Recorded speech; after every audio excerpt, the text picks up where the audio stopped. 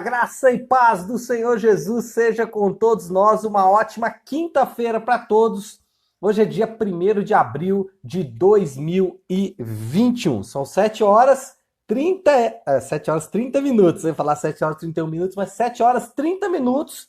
Estamos aqui mais uma vez, ao vivo, para o nosso devocional diário com todos vocês aí nesses dias. Bom, dando sequência à nossa meditação, espero que vocês estejam lendo aí o belo livro de Deuteronômio e meditando também na palavra de Deus. Hoje, já caminhando aí para o fim da nossa meditação em Deuteronômio, nós vamos ler os capítulos 27 até o capítulo de número 29.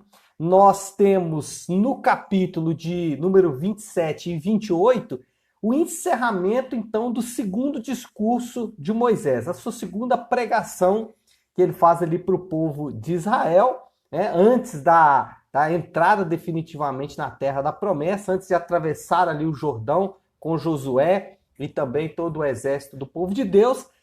Moisés faz esses 3 discursos, o primeiro vai até o capítulo 4, o segundo do 4 até o 28, e agora do 29 até o 33 é o terceiro discurso de Moisés. Só que a temática do final do segundo discurso e o início do terceiro discurso, a temática é a mesma. Se você dá uma olhada aí nos termos, por exemplo, o capítulo 27 ele vai falar das bênçãos e maldições, 27 e 28, das bênçãos e maldições da aliança, e o capítulo 29 ele vai falar sobre a renovação da aliança, ou seja, a temática é a aliança de Deus. Toma um cafezinho aí. Café gostoso. Mas então, Moisés está nessa temática de falar da aliança de Deus. Acho que aqui vale a pena a gente analisar alguns pontos que são importantes para você entender todo o contexto, até quando você estiver lendo esses capítulos aqui. Primeira coisa que você tem que entender é que nós estamos em uma nova aliança. Essa aliança que foi feita aqui no Sinai, no deserto, essa aliança que foi feita com a nação de Israel, essa aliança, ela não é que ela deixou de ter efeito, mas alguns elementos desta aliança, eles foram desfeitos, mas, contudo, alguns elementos eles foram preservados. Dentre os elementos que foram desfeitos são as leis cerimoniais. Então, todas as leis relacionadas a cerimônias, sacrifícios de animais, as purificações que precisavam ser feitas, então, as leis cerimoniais, elas caíram, elas perderam seu valor, caíram totalmente em desuso. Então, as leis cerimoniais, elas não têm mais nenhum valor, não precisa ser feito sacrifício de animais, não precisa ser feito mais aquelas purificações de mãos, aquela coisa toda, isso caiu, isso não tem mais, perdeu o seu valor, não tem mais valor nenhum para a aliança de Deus.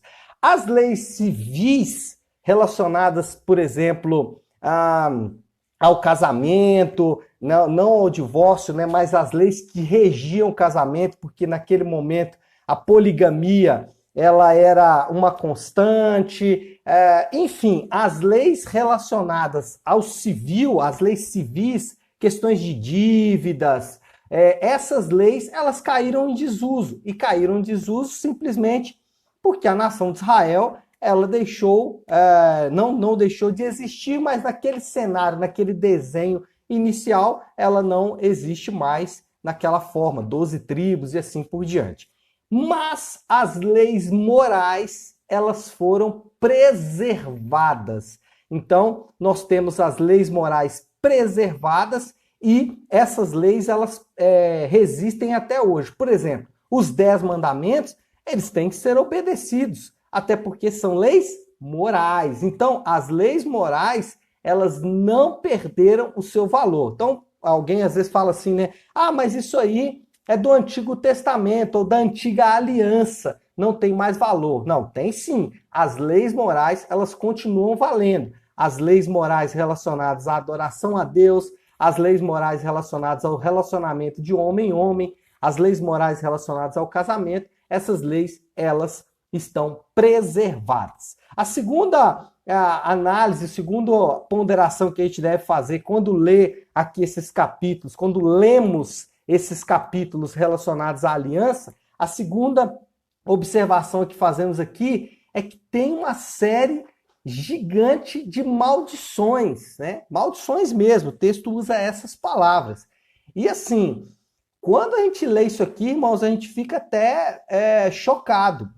Por exemplo, tem um lugar aqui no capítulo 28, versículo 25, como é que é? Não, capítulo 28, versículo 53, que diz assim: por causa do sofrimento que o seu inimigo lhes infligirá durante o cerco, vocês comerão o fruto do seu próprio ventre.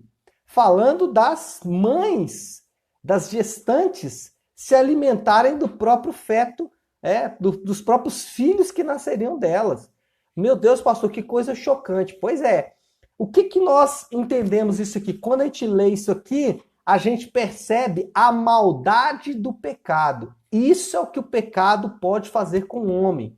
Um pecado, 2 pecados, 3 pecados, a gente fala, não tem problema, né? Aquela frase, né? Isso aqui é bobagem, isso aqui não tem problema, isso aqui não me atrapalha em nada. Às vezes, um indivíduo que tem uma prática de pecado recorrente, né? E que ele acha que ninguém está vendo, que não está fazendo mal para ele, porque não está tendo nenhuma repercussão. Então ele vai acumulando aqueles pecados ali, sem perceber que ele está trazendo para a vida dele maldição. Essa maldição, ela tem um ápice aqui no texto. Qual é o ápice aqui? O versículo de número 19 do capítulo 29. Olha o ápice da maldade humana. Olha onde o pecado pode levar o homem. Olha onde a perniciosidade na sua vida pode te levar. Olha a desobediência às leis de Deus podem levar o homem. Versículo 19 do capítulo 29 diz assim: se alguém cujo coração se afastou do Senhor para adorar outros deuses, ouvir as palavras desse juramento, invocar uma bênção sobre si mesmo e pensar, estarei em segurança, muito embora persista em seguir o próprio caminho, trará desgraça tanto a terra irrigada como a terra seca. E aí o texto vai falar de algumas coisas. O que ele está falando aqui? Daquela pessoa que mantém uma vida de pecado, mantém uma vida de desobediência às ordens de Deus, ao mandamento de Deus, mantém uma vida marcadamente pecaminosa e fala no seu coração, está tudo bem, não está acontecendo nada. Vou até invocar, o texto fala isso, vou até invocar uma bênção sobre mim mesmo, vou até trazer uma bênção sobre mim mesmo. Esse é o ponto extremo que o homem pode chegar na sua maldade. Essa maldade, ela se manifesta, nós podemos perceber essa maldade. Como que nós percebemos essa maldade? Olhando para nós mesmos, quantos erros nós já cometemos no nosso passado, mas principalmente olhando para os resultados do pecado em nossa sociedade. Basta olhar para o mundo em que vivemos que nós vamos perceber a maldade humana espalhada em todos os lugares. O que é isso? Isso é o resultado, isso é o fruto do pecado na vida do homem. Isso é o fruto do pecado atuando no homem. Então, toda vez que você vê a maldade, lembra que Deuteronômio 27, 28, né? Deus já faz uma descrição do que a maldade humana vai produzir, e a maldade humana vai produzir exatamente o que está escrito aqui. Terceira consideração que fazemos aqui ao ler esse texto. Quando lemos as bênçãos de Deus, aí é o oposto, né? Se lemos as maldições e enxergamos a maldade humana, quando lemos as bênçãos de Deus, enxergamos a misericórdia e o amor de Deus em resgatar a criação. Quando lemos aqui todas essas bênçãos de Deus prometidas a um povo marcadamente mau, quando lemos essas bênçãos de Deus prometidas a um povo marcadamente infiel, um povo que, como o próprio texto bíblico diz, um povo que ama fugir do Senhor. Mesmo assim, o Senhor vai e alcança esse povo. Olha, para vocês verem aqui, quero ler só um texto longo, mas importante, que está aqui no capítulo 29, a partir do verso de número 2, diz assim: os teus olhos viram tudo o que o Senhor fez no Egito ao faraó, todos os seus oficiais e toda a sua terra. Com seus próprios olhos vocês viram aquelas grandes provas e aqueles sinais e grandes maravilhas. Mas até hoje o Senhor não lhes deu mente que entendam, olhos que vejam e ouvidos que ouçam. Durante os 40 anos em que conduzi pelo deserto, disse ele, nem as suas roupas, nem as sandálias dos seus pés se gastaram. Uau! 40 anos, nem roupa e nem sandália se desgastou. Vocês não comeram pão, nem beberam vinho, nem qualquer outra bebida fermentada. Fiz isso para que soubessem que eu sou o Senhor, o seu Deus. E quando você lê aqui todas as bênçãos prometidas no capítulo 28, que são maravilhosas, né? Eu não vou ler todas aqui porque são muitas, mas o versículo 12 do capítulo 28 diz assim: o Senhor abrirá o céu, o depósito do seu tesouro, para enviar chuva à sua terra no devido tempo, para abençoar todo o trabalho das suas mãos. Por um lado, a gente vê a vileza, a maldade do pecado do homem. Por outro lado, a gente vê a grande misericórdia e o grande amor de Deus derramado em nossas vidas. Talvez nessa manhã você está como o povo de Israel. Deus falou assim, vocês não viram, vocês não enxergaram, vocês não perceberam. Talvez você não está percebendo as dádivas de Deus que já foram derramadas sobre a sua vida. As dádivas de Deus que já foram dadas a você. Se você fizer uma análise fria e muito calculada de toda a história da sua vida, você vai perceber duas coisas, sem a menor sombra de dúvidas. Você vai perceber que com as suas próprias mãos você procurou cada encrenca para você mesmo, com as suas próprias mãos você procurou maldição para você mesmo, com as suas próprias mãos você procurou trazer para a sua vida resultados desagradáveis, e você vai perceber também o quanto Deus te livrou, o quanto Deus te abençoou, o quanto poderia ter sido muito pior se não fosse a mão do Senhor, se não fosse a bênção de Deus, se não fosse Deus te protegendo. Se você perceber com muita calma, você vai perceber esses dois elementos trabalhando na sua vida. A maldição do pecado, e isso é claro nas suas escolhas, e a bênção de Deus, que apesar das suas escolhas, que apesar dos seus caminhos, Ele ainda consegue, Ele ainda traz bênção sobre a sua vida. Por quê? Sobre a minha vida também, né? A análise aqui é nossa. Ao olhar para a minha vida, eu percebo isso. O quanto eu poderia trazer para a minha própria vida tanto desgosto, tanta amargura. E a graça e a misericórdia do Senhor acabou me conduzindo e me conduz até hoje para a sua bênção. Então, olhar para esses detalhes nos faz louvar e adorar ainda mais a Deus. E toda a motivação que precisamos para obedecer à lei de Deus, toda a motivação que precisamos para agradar ainda mais o Senhor, está exatamente em sua graça e em sua misericórdia. Eu sempre gosto de fazer uma ilustração para exemplificar isso, que funciona muito bem. É como se você tivesse uma doença de coração muito grave, causada pelo seu estilo de vida, e o diagnóstico do médico fosse uma morte certa em pouco tempo.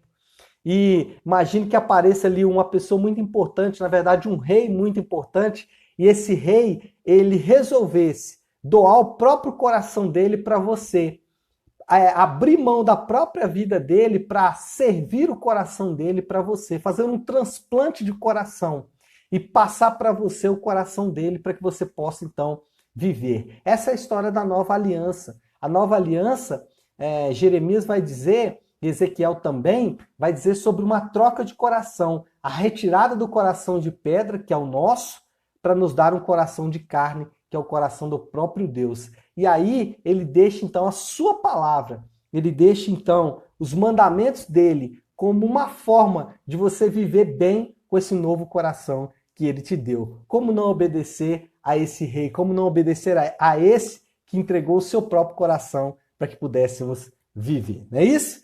Então, acho que podemos orar, diante dessa palavra. Eu queria deixar duas aplicações finais. Primeiro, nós aprendemos aqui que por mais fundo, difícil, complicado, por mais distante que você esteja de Deus, por maior que seja a sua maldade, como nós vimos aqui no texto, uma maldade extrema, sempre, sempre haverá um caminho de volta do Senhor. Sempre, sempre há a graça, a misericórdia e o amor de Deus sendo oferecido para mim e para você, para que pudéssemos voltar. Então, não importa os nossos erros, não importa as nossas falhas, se arrependermos de coração e se buscarmos ao Senhor, encontraremos os seus braços abertos para nos receber de volta, tá bom? Então é isso, vamos orar? Feche seus olhos, curva sua cabeça. Senhor nosso Deus, Pai de graça, Deus de amor e misericórdia. Senhor, nós nos aproximamos agora de Ti, Pai, na certeza e na convicção que temos de que podemos fazer isso baseado no sacrifício do Teu Filho naquela cruz. Por Jesus e porque Ele morreu em nosso lugar, entregando o Seu coração para que pudéssemos voltar a viver, é que fazemos isso agora, Senhor Deus. E nos achegamos diante de Ti, Pai, com essa palavra que emana em nosso coração. Senhor, ao olhar para todas as maldições que estão previstas nesse livro, percebemos, Senhor Deus, o quanto podemos nos afastar de Ti. O quanto, Senhor Deus, muitas vezes não valorizamos ou não percebemos que os pequenos pecados que cometemos em nossas próprias vidas podem nos levar, Senhor Deus, a um quadro e a um cenário de destruição completa. Senhor, nós olhamos também para essas bênçãos que estão descritas nesse texto e percebemos que por mais distante que estejamos de Ti, que por mais afastados que estejamos de Ti, nós sempre encontraremos o Teu caminho de volta. Nós sempre encontraremos, meu Deus, uma forma, Senhor, ou encontraremos o Teu amor nos chamando de volta. E assim, meu Deus, é que nós confiamos para nesta manhã, Pai, orarmos e declararmos diante do Senhor que a Tua graça e a Tua misericórdia esteja sobre as nossas vidas hoje. Senhor Deus, que por mais difícil, distante, por mais complicado e por mais, Senhor Deus, que esteja difícil esses dias, nós podemos confiar em Ti, nas Tuas promessas, podemos confiar na Tua palavra. Sabemos, meu Deus, que os nossos pecados nos afastam de Ti, mas sabemos também, Pai, que há um caminho de volta em Jesus Cristo. E é nele que nós nos apegamos nessa manhã, para que possamos voltar à Tua presença. Senhor Deus, eu oro por cada um dos meus irmãos que estão comigo nesse devocional. Que eles sejam também, meu Pai, alcançados por essa palavra, alcançados, meu Deus, por essa verdade. Eles sejam, Senhor Deus, alcançados pela Tua misericórdia e o Teu amor nessa manhã. E que nós sejamos, meu Deus, invadidos por esse grande amor. Assim nós oramos. Em nome de Jesus, amém e glória a Deus. Amém, pessoal? Muito bem, então é isso. Uma ótima quinta-feira para todos. Deus abençoe e fiquem com Deus.